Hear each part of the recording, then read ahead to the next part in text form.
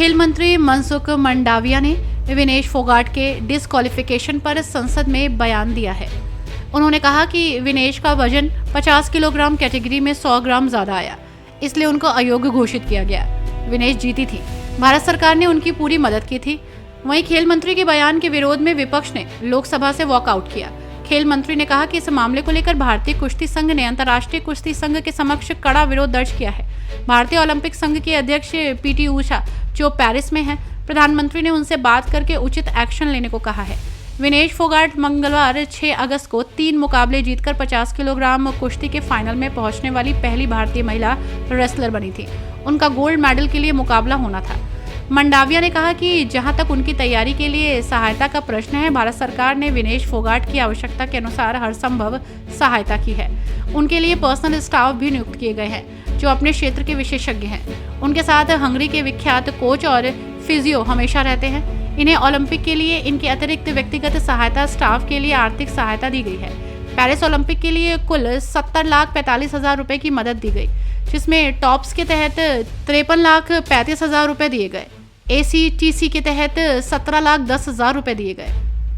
भारतीय स्टार पहलवान विनेश फोगाट के फाइनल में पहुंचने के बाद ये माना जा रहा था कि वो गोल्ड मेडल जीत लेंगे। विनेश फोगाट ने मंगलवार को महिला 50 किलोग्राम फ्री स्टाइल इवेंट के सेमीफाइनल में क्यूबा की रेसलर को हराया था। विनेश का फाइनल मुकाबला बुधवार यानी कि आज USA की एन सारा से होना था। इससे पहले उन्होंने प्री क्वालिफाइंग में 50 किलो में ओलंपिक चैंपियन और 4 बार की विश्व चैंपियन यूई सुसाकी को हराया था। विश्व चैंपियनशिप की कांस्य पदक विजेता और राष्ट्रमंडल खेलों, एशियाई खेलों और एशियाई चैंपियनशिप की स्वर्ण पदक विजेता विनेश इतिहास की सबसे सफल भारतीय पहलवानों में से एक है। लेकिन ओलंपिक खेलों में अयोग्य घोषित होने के बाद उनका सपना टूट गया।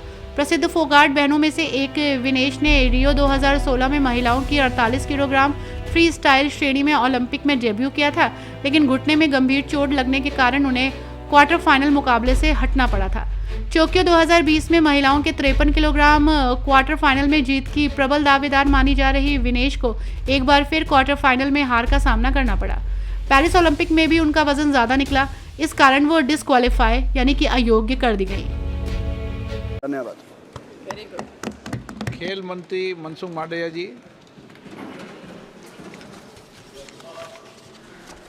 स्पीकर साहब, भारतीय wrestler Vinesh Phogat Paris Olympic की स्पर्धा से बाहर होने पर मैं एक वक्तव्य देना चाहता हूँ। भारतीय रेसलर विनेश फोगाट को तय कैटेगरी में ज़्यादा वजन 100 ग्राम होने की वजह से पेरिस ओलंपिक से बाहर होना पड़ा है। विनेश 50 केजी की कैटेगरी में खेल रही थी। स्पर्धा के लिए विनेश का वजन 50 किलोग्राम होना अनिवार्य था। UWW के नियमों और विनियमों के अनुसार सभी प्रतियोगिताओं के लिए संबंधित श्रेणी के लिए प्रत्येक सुबह वजन माप का आयोजन किया जाता है। अनुच्छेद 11 के अनुसार यदि कोई एथलीट वजन माप प्रथम अथवा द्वितीय में भाग नहीं लेता है अथवा असफल हो जाता है, तो उसे प्रतियोगिता से बाहर कर दिया जाता है और बिना किसी रैंक के अंतिम स्थान पर रखा जाता है।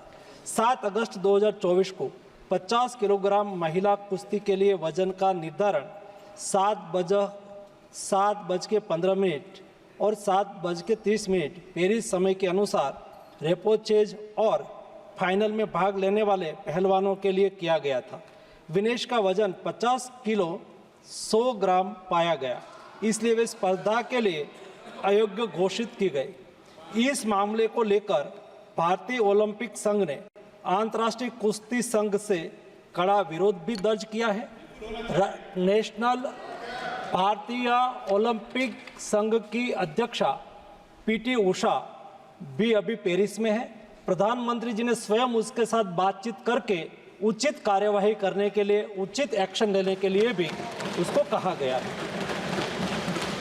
विनेश मंगलवार 6 अगस्त को 3 मुकाबले जीतकर 50 केजी रेसलिंग ओलंपिक में फाइनल में पहुंचने वाली पहली भारतीय महिला रेसलर बनी थी।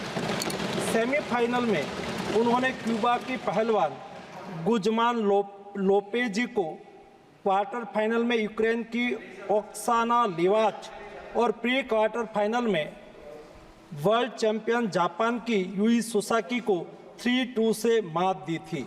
उन्हें बुधवार 7 अगस्त की रात करीब 10 बजे गोल्ड मेडल के अमेरिकी रेसलर सारा एन हिल्डरब्रांड से मुकाबला करना था।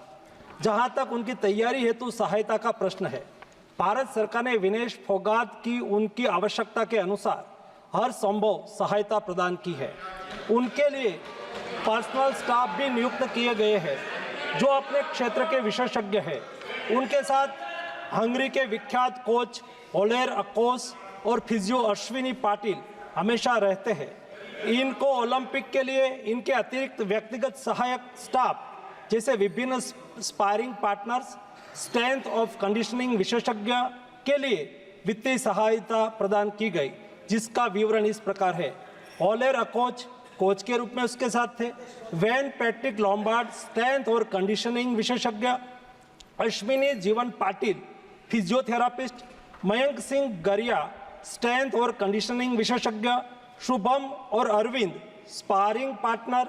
इनको पेरिस ओलंपिक चक्र के लिए कुल 70,45,775 की वित्तीय सहायता दी गई है, जिसका विवरण इस प्रकार है। स्पेन के ग्रेट पिक्स में भाग लेने के लिए वित्तीय सहायता, साथ ही 3 जुलाई से 13 जुलाई 2024 10 दिन तक मैड्रिड स्पेन के अंतर्राष्ट्रीय प्रशिक्षण शिविर के लिए अतिरिक्त वित्तीय सहायता। इसके अलावा फ्रांस के बुलोन-sur-mer में पूर्व ओलंपिक प्रशिक्षण शिविर के लिए अतिरिक्त सहायता की है। 2024 अंतर्राष्ट्रीय कुश्ती संघ सेकंड रैंकिंग सीरीज में 6 जून से 9 जून 2024 4 दिन तक बुडापेस्ट हंगरी में भाग लेने के लिए और 10 जून से 21 जून 2024 तक टाटा ओलंपिक सेंटर हंगरी में अंतर्राष्ट्रीय प्रशिक्षण शिविर के लिए अतिरिक्त सहायक स्टाफ के लिए वित्तीय सहायता की है। स्ट्रेंथ और air conditioning coach mister Wayne Patrick Lombard के लिए टाटा ओलंपिक सेंटर हंगरी में 10 जून से 21 जून 2024 11 दिन तक अंतर्राष्ट्रीय प्रशिक्षण शिविर में भाग लेने के लिए भी वित्तीय सहायता की है। 13 जुलाई 2023 से 16 जुलाई 2023 4 दिन तक बुडापेस्ट हंगरी में 4th रैंकिंग सीरीज में भाग लेना और 10 से 16 जुलाई 2023 16 दिन तक बुडापेस्ट हंगरी में प्रशिक्षण शिविर हेतु इसको वित्तीय सहायता की है। वेलमेकेन बुल्गारिया में 10/11/2022 से 3/12/2022 तक प्रशिक्षण के लिए वित्तीय सहायता दी है। उनके रिहाई प्रक्रिया के लिए आवश्यक उपकरण खरीदने के लिए भी वित्तीय सहायता की गई है। 2020 टोक्यो ओलंपिक चक्र में 1,13,98,224 रुपये का आर्थिक सहयोग उसको किया गया था।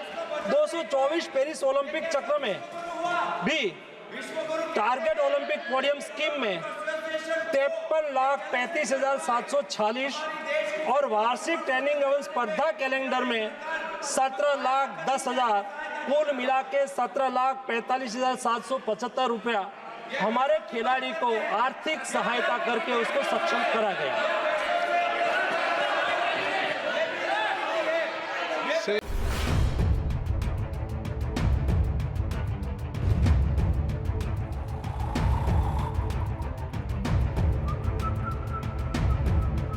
हर बड़ी खबर का असली एड्रेस है खबरनामा, इसलिए हर न्यूज अपडेट के लिए सब्सक्राइब करें और फॉलो करें खबरनामा और इस वीडियो के लाइक बटन को प्रेस कर इस वीडियो पर कमेंट के जरिए अपनी राय देना ना भूलें।